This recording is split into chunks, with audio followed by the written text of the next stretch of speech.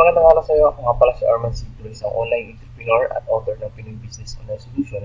And I teach those people na gustong matuto ng proven and effective strategy how they can promote their business online. Okay? And in this video, tuturo ko sa iyo yung 5 powerful strategy to get more leads using vlog. Okay? Kung meron kang vlog, napaka-importante na mag-stick ka sa video na to at dahil may ituturo ko sa iyo yung 5 powerful strategy na ginagamit ng mga marketer ngayon, ng mga online marketer, para kumuha ng leads gamit yung vlog. Okay? And kung hindi ka pa gumagamit ngayon ng vlog, okay, I suggest mag-start ka na gumamit ng vlog dahil napaka-powerful ng vlog to attract the right kind of people para sa iyong business. Okay? Para pakitaan ng offer mo. Okay? And I will give you 2 reasons pa para mag-stick ka sa video na to. Dahil mamaya sa last video, bibigay kasi yung dalawang bonus, okay?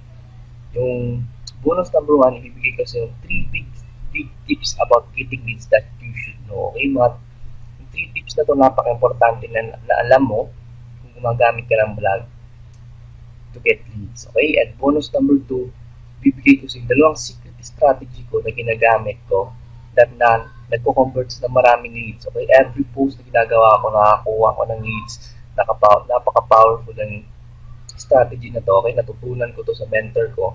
And gusto kong i-share sa iyo yung strategy na to. Okay? Ay unang pausapan natin at gusto kong itanong sa iyo, paano nga ba makakuha tayo ng leads? Okay? Paano tayo makakuha ng high qualified prospect gamit yung vlog? Okay? Alam mo ba kung paano? Okay, kung di mo alam, okay, ka mag-alala kasi tuturo ko sa iyo kung paano. Okay, kung alam mo, maaari ka mag-comment below, okay, mga idea mo paano kumuha ng leads to vlog, okay, pwede ka mag-comment below. Okay, so, yung sagot dyan, okay, yung sagot kung paano makakuha ng leads gamit yung vlog is sa pamamagitan ng opt-in forms. Okay, you need to use opt-in forms to get leads. Ay, yun lang isang way para makakuha ka ng mga leads gamit yung vlog mo. Okay? So, basically, yung 5 powerful strategies, ituturo ko sa iyo kung paano mo ilalagay yung mga forms mo, okay? Mga ideas kung paano mo ilalagay yung mga forms mo sa vlog mo para kumuha ng leads. Okay? 5 mga ideas ito na ginagamit ng mga marketers sa kanilang vlog. Okay? So, kung baguhan ka pa lang sa vlog, okay, na kailangan mag-stick ka dito, okay, kailangan makita mo yung mga idea na to. And kung matagal ka na sa paggamit ng vlog na hindi mo pa alam kung paano kumuha ng leads, okay, you need to stick in this video. Okay? So, unang strategy na pag-usapan natin, I think alam mo to, okay? Strategy number 1, simple overly pop-up form. Okay? Isang strategy na kung saan kung may mag-visit sa vlog mo, okay, bago makita niya yung vlog mo, okay, may magpa-pop up na isang form na pinapakita yung isang offer mo kung saan ibibigay yung pangalan, information para makuha yung ganitong offer. Okay, napaka-powerful strategy kasi makikita muna yung offer mo before makita yung content. Okay, so I hope na magka-idea about sa simple overly pop-up form, okay, kasi maraming entrepreneur yung gumagamit na nito, okay? Kasi it converts more leads pag ganito yung strategy. Okay? So, second strategy na dapat mo malaman. Okay? Below the content form. Okay? So, kung makikita mo dito, yung block na to is yung content. At sa ilalim ng content, may form dyan. Okay? Nagbibigay ka ng isang offer na parang silbing call to action mo. Okay? Isang call to action na magagamit mo to build your list. Okay? Ito yung isang sample. Kinuha ka sa vlog sa mentor ko. Okay? Down my 3 ebooks that will teach you how to become a top earner. Okay? So, every post, okay, ito yung makikita nila sa ilalim ng content. Okay? Every vlog content, ito yung makikita nila. Okay? Kahit wala kang call to action sa vlog mo, pag makita nila ito, okay, makaka-build ka na ng list. Okay? Makikita nila, oh, may ino-offer si ng free content pa. Okay? Kung nagustuhan yung vlog content at mayroon ka pang in-offer na content, possible kukunin na yung offer mo. Okay? Napaka-powerful na to kasi makikita niya sa ilalim after reading your content. Okay? Parang physically, ito na yung maging call to action mo. Okay? So next na klase ng form na dapat mo malaman or isang strategy na dapat mo malaman is sidebar form. Okay? Isang traditional way but still powerful na paglalagay ng form. Okay? Sa sidebar. Mostly makikita yan sa left side. Okay? Dito sa left side ng bar. Kung saan andun yung mga banner. Dito makikita mo siya. Ito yung isang banner ng mentor ko. Makikita mo siya, nag-offer siya ng training videos. Okay? Training series para makakuha ng email. Okay? Para input niya yung email niya para ma-access yung isang training video. Okay? So, napaka-powerful na to kasi as in traditional way pero powerful pa rin para at least pag open niya ng vlog, okay, hindi siya masyadong magulo sa vlog content, okay, nasa right side lang. Okay? And maraming marketers yung gumagawa nito. Okay? So, I think baka nga ito yung ginagawa mo ngayon sa iyong vlog. Okay? Naglalagay ka ng sidebar form. Okay? Next strategy number 4 is slider form. Okay? Slider form, okay, kunti lang yung gumagawa nito. Okay? Kung makikita mo siya, ito yung slider niya. Okay? Nandyan yung form. So, nag-work ito pag may visitor na nag-visit sa yung vlog, okay? Pag in-slide niya yung vlog mo, basically titingnan yung pailalim mo, yung content, lalabas na yung slider form, ma-activate yung slider form. Okay? Pwede yun, or possible makita niya siya agad. And sa slider form, okay, na powerful ang strategy na to dahil kahit man saan magpunta yung mata ng visitor mo, may makikita yung offer mo. Okay? May slide up man niya, slide down man niya yung vlog mo, makikita yung offer mo. Okay? So, next strategy na dapat mo malaman is header bar form. Okay? Header bar form, kunti lang rin yung gumagawa nito. And I think na ang nagpauso ng header bar form is yung Hello Bar company na gawa ni Neil Patel. Basically, yung konting isang bar siya na form na makikita sa taas ng vlog mo. Okay, katulad dito, parang text lang siya, then email, at paano mo siya ma-access. Okay, isang button para ma-access mo siya. Okay? Ang nakakatuwa nito, okay, kasi para din siyang slider form na susunod din sa mata ng visitor mo. Okay? Basically kasi pag binisit yung vlog mo, pag meron kang ganitong header bar form, okay, nakatikit na siya sa taas ng vlog mo, at kapag slide down niya, slide up niya, susunod at susunod yung bar na to. Okay? So, palaging nasa taas yan. So, napaka-powerful kasi makikita yung offer mo. Okay? So, I hope na nagka-idea ka sa limang strategy na to, limang strategy na napaka-powerful na gamitin mo to get more leads, okay? More high-qualified prospect sa iyong vlog. Okay? So, let's move on, okay? Let's move on sa bonuses ko. Okay? Bonus number 1. 3 big tips about getting more leads. Okay? Bibigay ko sa mga big tip ko kung paano kumuha ng leads. Okay? Gamit yung form. Okay? Unang big tip ko is try to use at least 2 strategies to get more leads. Okay? Ibig sabihin, try to get 2 or at least 2 strategy, okay? 2 forms strategy nilalagay mo sa vlog mo. Kasi, pag in-overload mo yung vlog mo ng forms, okay, maaaring maguluhan yung visitor mo, and too much form kasi parang masyado ng dirty, okay? Maging dirty yung tingnan yung vlog mo, okay? Masyado ng magulo. Okay? Big tip number 2, okay? Try to experiment with forms para malaman mo kung anong klaseng strategy na that converts more leads. Okay? Sa forms, okay, walang perfect forms. Okay? Walang perfect forms kung asan nilalagay mo. Okay? Pero, okay, kailangan mag-experiment ka sa form. Okay? Lahat ng marketers, okay, lahat ng entrepreneurs na gumagamit ng blog, nag-experiment sila sa form. Okay? Tinitingnan nila kung asan yung mas nagko-convert na forms. Okay? Sa akin, I tried also that 5 strategy. Okay? Sinubukan ko lahat ng strategy and nalaman ko kung asan yung nagko-convert ng leads. At mamaya ituturo ko sa yung dalawang strategy na yun. Okay? And big tip number 3, a powerful forms that convert more leads is when you're giving a pure value na makakatulong sa target traders mo, like giving free stuff. Okay? Kung gumagawa ka ng form, make sure na yun nandun sa form. Okay? Yung dun sa form is a free value. Okay? Value na makakatulong sa readers mo. Okay?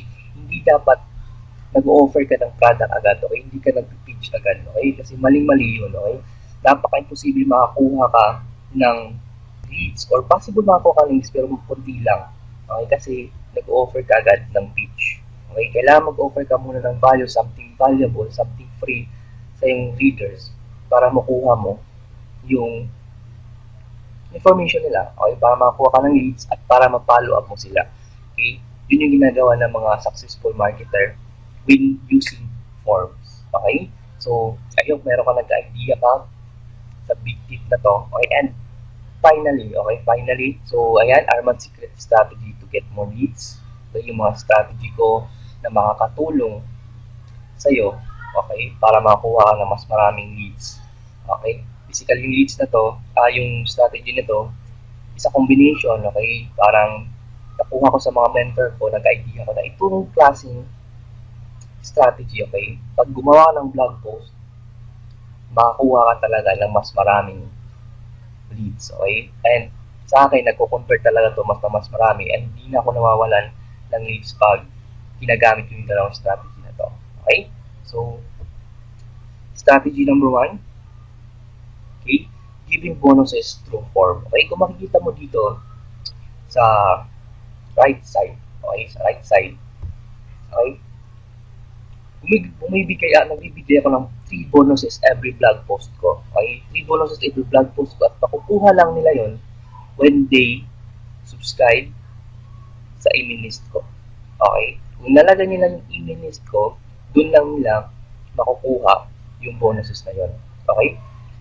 Ito yung idea nito, okay? Kung nagustuhan nila yung blog content mo, okay, possible na mas magugustuhan nila yung bonuses mo. Okay? Yung bonuses mo kasi is connected sa blog post mo. Okay?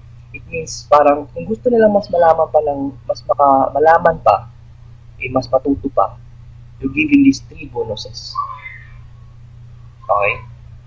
So, pag nilagay nila yung email ad nila dito, okay? Give me your bonus, okay? Automatic mag-load to at makikita nila yung download button para ma-download nila yung mga bonuses ko. Okay? Napaka-powerful way. Pero, ang problema nga lang dito, okay, medyo maglalaan ka talaga ng time. Okay? Kasi every blog post, okay, iba-iba yung bibigay mong free bonus. Okay? Para mag-idea ka, yung binibigay ko bonus dito, okay, isang PDF workbook regarding sa blog post ko.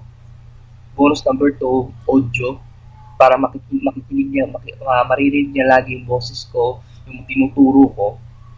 And bonus number 3, yan yung isang free trainings sa company namin. Okay? Parang ganun.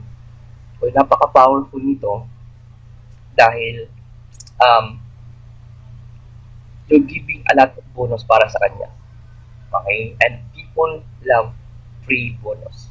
Okay? And kung makikita mo pa rin dito, okay, may minutes yan. Okay? I think sinet ko yan as 45 minutes. Okay? Naka-timer sa 45 minutes. So, may scarcity na nangyayari. Okay? So, kung hindi niya kunin yung bonus na to, okay, ay matapos yung oras na to, yung minutes na to, hindi niya makukuha yung bonus. Okay? Ibig sabihin, kailangan niya makuha yung bonus na to before mag-end yung time. Okay? So, ganun ka-powerful yung ganitong strategy.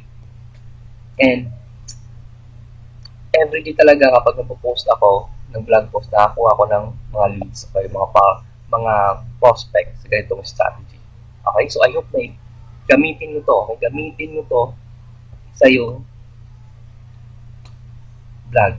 Okay, so strategy number 2, okay, strategy number 2 at Hindi ko pa ito natuturo, okay? Hindi ko pa natuturo.